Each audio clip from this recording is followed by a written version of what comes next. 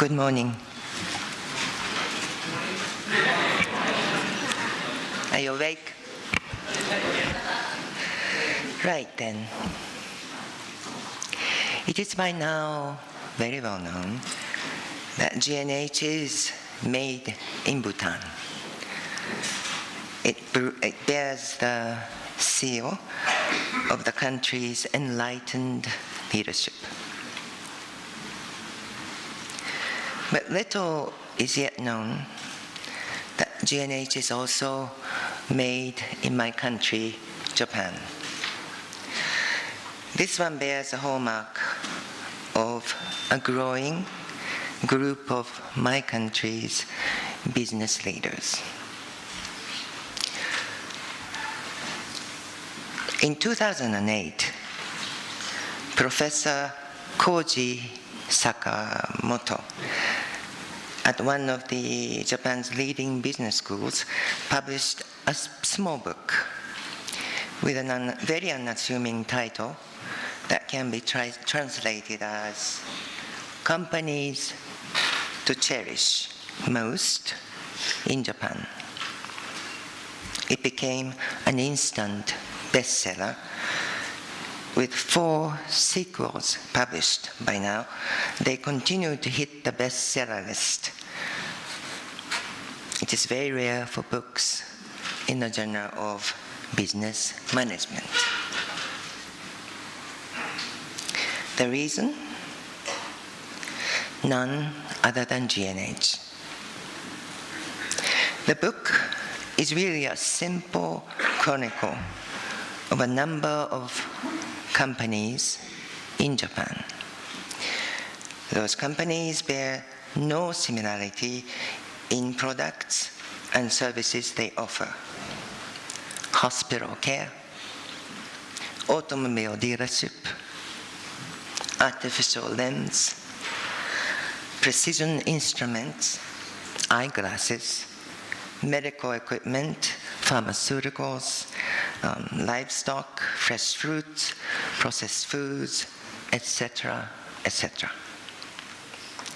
Some are large and well-known, but most are very small, and certainly not a household word until when the book came out.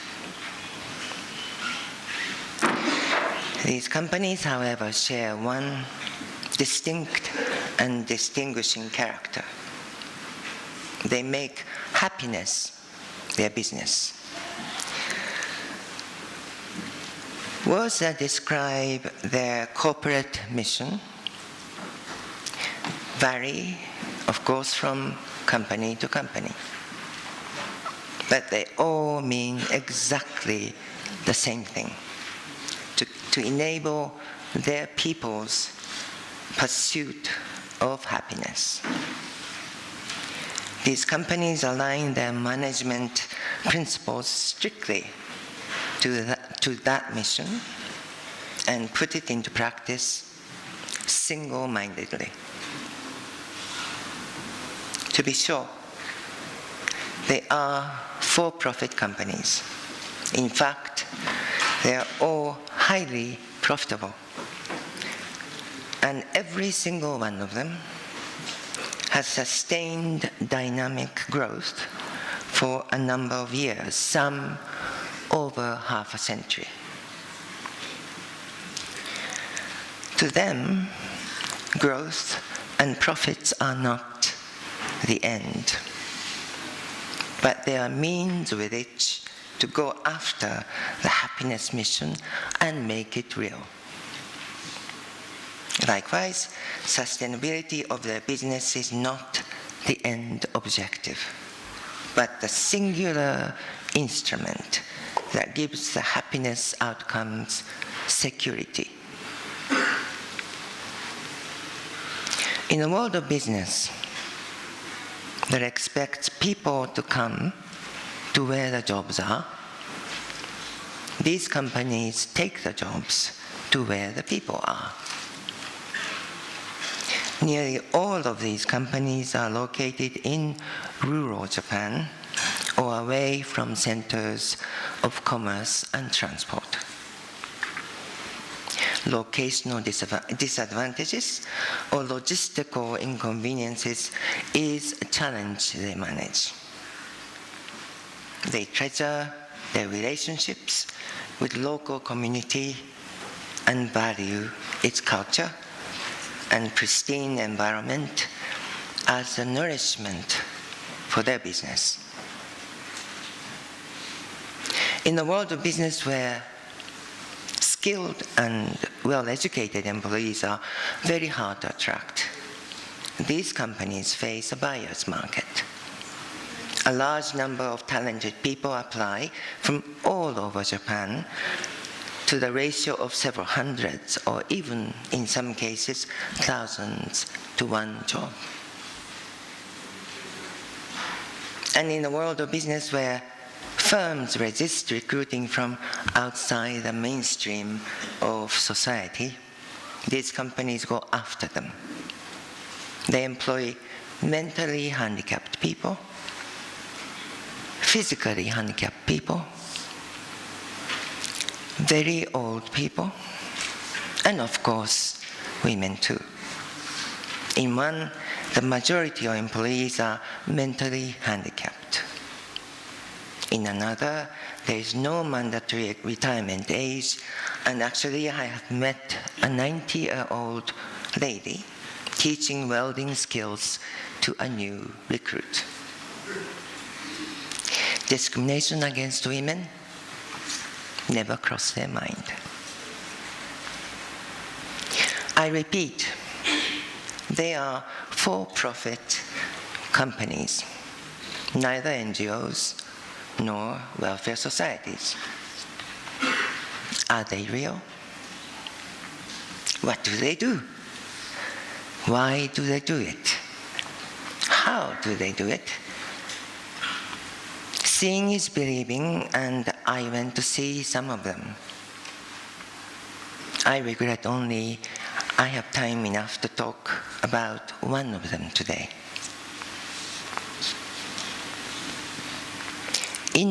Food Manufacturing Corporation, established in 1958. Its capital is about $1 million at today's exchange rate, and annual sales around $200 million.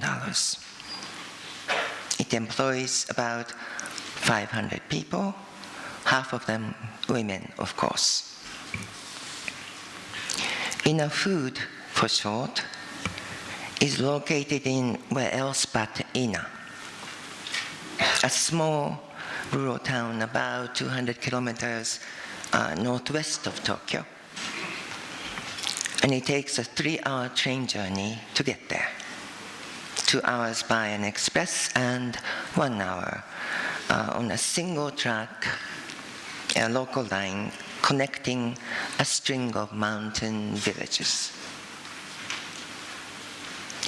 City of Ina, population 70,000, is on the rooftop of Japan. Tall peaks of Japan Alps, which runs north-south, as some of you might know, like the nation's backbone. And those mountains surround it. The town is nestled in a broad valley carved out by rapids of River Tendu, meaning River of the Heavenly Dragon. Ina Foods' headquarters and its plants sit in a pristine pine forest, surrounded by rolling fields of rice and buckwheat, dotted by traditional farmhouses. It is really a spitting image of Bhutan. The pine forest, actually 100,000 square meters of it, is actually a park that the company preserves for the community's use.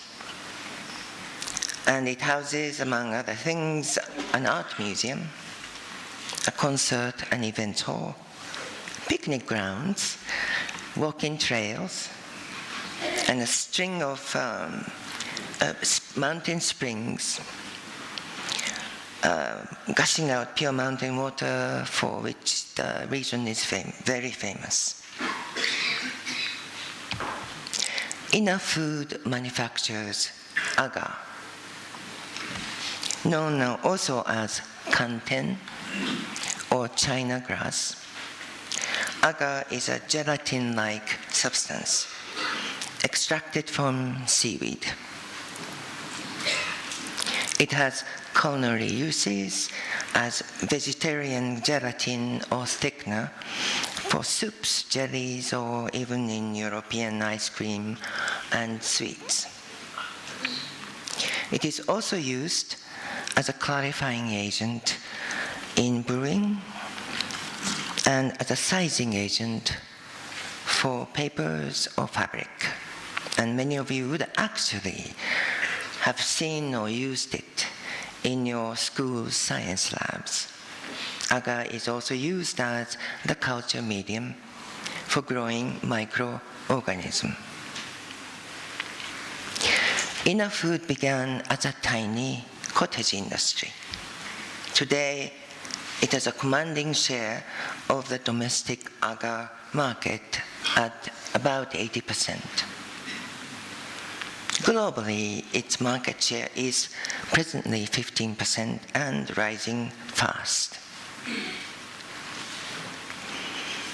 A striking feature of the company's performance is the fact that it has sustained growth in revenue and profitability, both above 10% every single year since its birth in 1958. Sustained growth in revenue is, of course, not uncommon.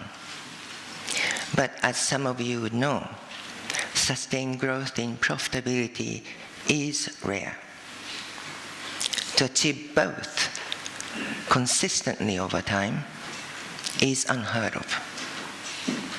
To be more precise, Ina Food's rate of recurrent profit relative to sales revenue, which, to remind, is also growing, has seen a sustained annual increase for over half a century. Mr. Tsukakoshi, its founder and chairman, dislikes his company evaluated by these numbers. He said, they are the results of having pursued other outcomes. What I am proud of, never having to fire anyone, and having raised salary and bonus every single year. He also said, wages, mind you, are not costs. They are the income that enables employees to pursue happiness for themselves and their families. And that is where the true value of my company lies, privately and socially. For him, making happiness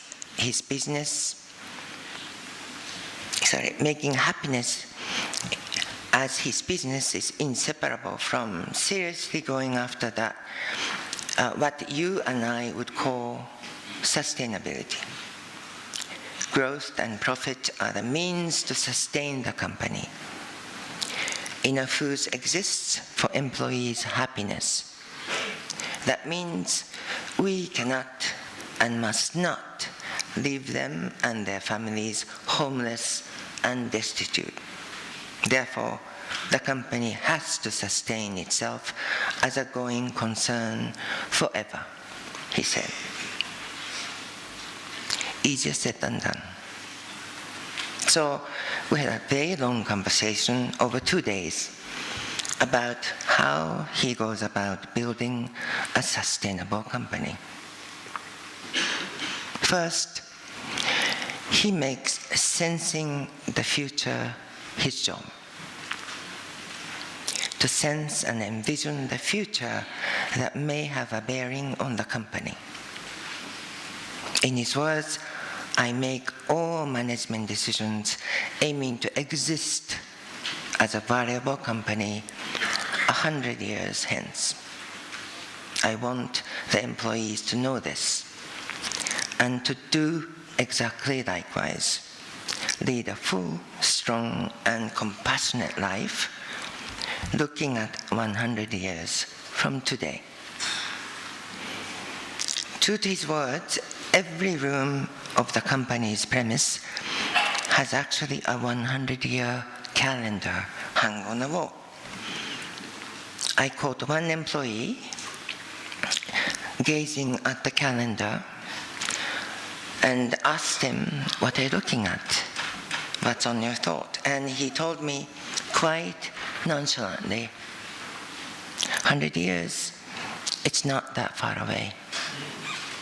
Of course, I won't be here, but my children and their children will be here, and I want them to walk here. Second, as a matter of company's policy, Inafood does not go after what the chairman calls unnatural growth. Frequently, for instance, high volume orders from mega supermarkets and such places are politely declined by the company. He said, "What we make and sell is our original creation. All the intangible values we hold dear to our hearts are inseparable from our actual products. We want to sell only to those who appreciate that fact." Third, that means Inafood's business strategy is never to compete against others in the same industry. He said, "We do not create enemies. Our strategy is to aim for being the only one on the market at any point in time. We keep creating new values and products others cannot." Fourth, therefore, the company invests very heavily in research and development to quote him, to keep spreading the seeds for future growth. Agar has long been an old-fashioned product facing very mature market. Agar manufacturing was once, not long ago, even considered a declining and dying industry. Inafood is single-handedly reshaping all that. Its R&D is defining the frontier of new agar applications in science, medicine, and cosmetics. Last but not least, the chairman said, "Truly good companies are the sustainable ones." As such, Inafood's vision is not some future snapshot of itself, but a dynamic, moving statement that simply says, "Let us create a good company." Good company, not in terms of some deeds or numbers, but one that everyone regards as company full of goodness. And Mr. Tsukakoshi is convinced that this is where the sustainability comes full circle, back to making happiness one's business. A good company is none other than the one whose employees can touch the happiness of belonging to it, he said. Creating and keeping that goodness intact is my company's responsibility to the society as a whole. Corporate social responsibility, CSR, tends to be described in terms of a list of activities companies undertake. For the chairman, that is confusing activities with accomplishments. He sees CSR in terms of enabling the pursuit of happiness simply because unhappy people can't possibly make a good society. He defines Inafood CSR in terms of 5 groups of people. 1, Inafood's own employees and their families. 2, those of its subcontractors and suppliers. 3, customers, of course. 4, people of Ina and its surrounding communities. And 5, companies, shareholders, and investors. I asked him, why these people? The chairman said, it is because CSR must be seriously good for business. If not, it isn't real and can't be sustained. And went on to teach me a very important lesson. First, he said, employees and their families of Inafood. CSR is to enable the pursuit of happiness by them. Why is that good for the company?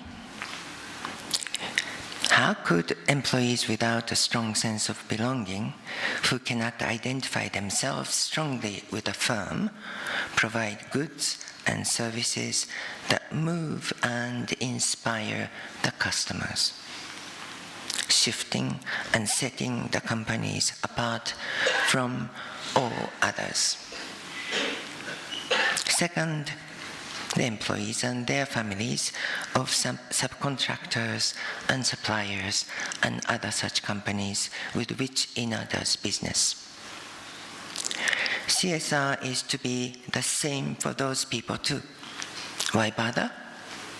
They are the ones who do the work my company cannot or would rather not. Small profit margins, complex and time-consuming piecework, work that incur high risks of all sorts, technologies we do not have, etc., etc. Unless these companies are also sustainable, my company won't be either. Third, the customers. Enabling their happiness is CSR, whatever for. Firms disliked by their customers have absolutely no future. Those who can touch their heart, give them inspiration, and move them to tears, hopefully, are the ones that will be around for next 100 years at least. Fourth, the community in which the company and its people live and work, becoming a valuable presence. One that adds value to well-being of the community is CSR. For Ina's citizens, he said, we have become their symbol, their pride. Young parents bring their newborn to our headquarters very often just to say, we want this baby to walk here one day. People of our community attain the degree of material comfort. They expect us not just to contribute through employment and production. They want inspiration for life. That is what gives companies their lasting market value. Last and not least, he said, are the shareholders and investors of the company, but they do come last. Because putting them first leads to seeking short-term profitability, like going on a diet and getting on the scale every half an hour. Enabling their happiness beyond meeting the financial obligation is indeed CSR. Those non-financial obligations are delivered when and only when my company is highly regarded, valued, and loved by the first 4 groups of people. And increasingly too, the financial market does value those non-financials. The chairman then concluded, it's all about mission and sense of responsibility of these 5 groups of people. Management is said to be people management, products management, money management, technology management, and information management. No, not in my book. It's people management, people management, people management, period. Others are all the means to that end. Companies that value the heart, not the material, are the ones that will thrive. At the end of 2 days, I pointed out to the chairman that he might actually have invented true CSR more than 50 years ago. And then the rest of the world is now finally catching up. He laughed heartily and simply said, all I have done, Mieko, is to follow my common sense. At that moment, I felt as if I was struck by thunder, because for these few words echoed the 4th Drukgyalpo's very words. I dare say the enlightened monarchs of Bhutan would agree with the chairman of INA that GNH is indeed a common sense. An uncommon common sense, I must add. In closing, Bhutan has taught me to think of GNH as a powerful philosophy that regards citizens' happiness as the very foundation of its national security strategy. A common sense, however uncommon, given a lesson of the world history that instability of nation states is rooted in the people's discontent. As such, GNH is a set of values that guides the evolution of public policy and institutions, setting the mandate of government as removing obstacles of public nature to enable citizens' pursuit of happiness. Hence, economic growth is not a national objective, but a means to empower the people to pursue happiness. Inner food has taught me to think of GNH in business as a powerful philosophy that regards happiness of employees and all others associated with a company as a foundation for its sustainability strategy.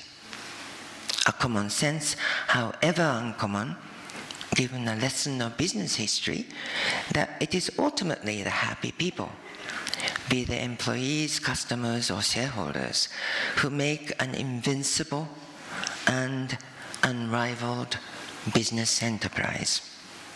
As such, GNH in business is a set of values that guides the evolution of corporate policy and institutions, setting the mandate of corporate management as removing the obstacles of private nature to enable pursuit of happiness by all related with the firm. Hence, growth is not a corporate objective, but a means to empower the people to pursue happiness. From both Bhutan and Inner Foods and other such companies, I have learned one very important lesson. GNH will remain a mere rhetoric unless and until the top leader regards sustainability of a nation state or sustainability of a company as truly his or her own responsibility, with hard accountability to the people they serve, selflessly. I cannot and will not have my people destitute, without a homeland or without a job. It takes such leaders to formulate serious and workable strategies for long-term sustainability of sovereignty or of corporate business, and follow through in implementation however long it takes. And I've also learned that one without the other is not enough. For the long-term security of sovereign states, or for the long-term security of private business companies, it takes both the public and the private sector taking G&H fully on board. Food and other such companies are beginning to join hands in my country. My dream, a very small dream, is to see their uncommon common sense, truly common across the entire landscape of my country's business sector. One day, they would become a formidable political force. One day, influencing Japan's public servants in both civil service and politics to take G&H to heart. That is my hope, and the hope of all those like-minded leaders with whom I now work in my country. But I'm happy to note that G&H companies are emerging in Bhutan. I know, for real, because I am on the board of one and have been a very faithful customer of two others. I leave you with the words of His Majesty the Fourth Drukgyalpo from a kasho written nearly 3 decades ago. It said, in Bhutan, whether it is an external fence or internal wealth, it is our people. So, don't let anybody fool you to think of G&H, think that G&H is just a philosophy, unreal and complicated. It ain't. It's real and it's very simple. And it's up to each and every single one of us to make it real and keep it very simple. It's not what you do, but it's how you think about what you do that changes the world. 私でね。